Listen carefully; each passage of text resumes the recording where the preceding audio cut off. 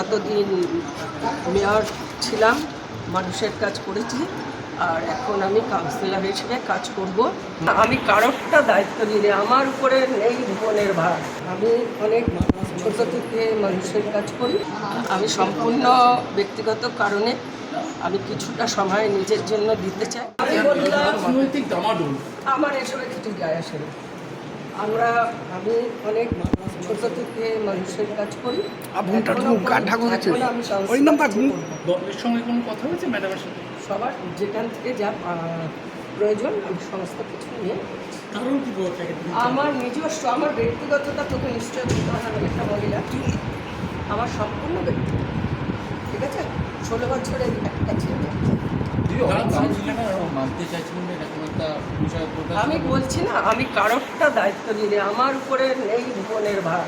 আমি আমারটা নিয়ে বলতে পারি না, ঠিক আছে? আমি রাজনৈতিক অভিজ্ঞতা আমি এখন রাজনীতির থেকে তো বাইরে রাজনীতি লোকেরা থাকতে পারে। দিদি, কালকে কলকাতা কর্পোরেশনের মেয়র রিজাইন করলেন, তারপরে আজকে আপনি রিজাইন করলেন।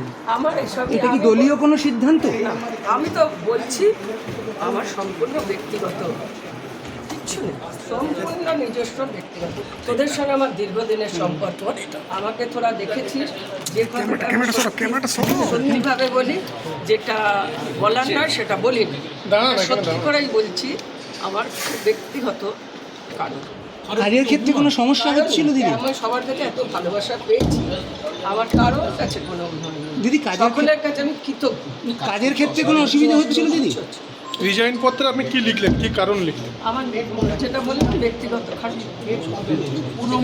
পুরমন্ত্রীকে আপনি সিসি করেছেন, পুরমন্ত্রী বা যা যা নিয়ম সেটাই করেছি, নিয়ম মেনে আমি কাজ করেছি। ফোন করেছেন?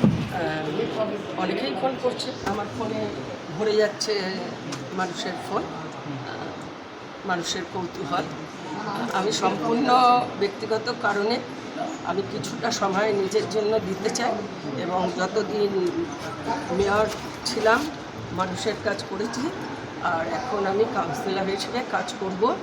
আর বিধাননগরবাসীর কাছে আমি অনেক পেয়েছি, চিরকৃতজ্ঞ।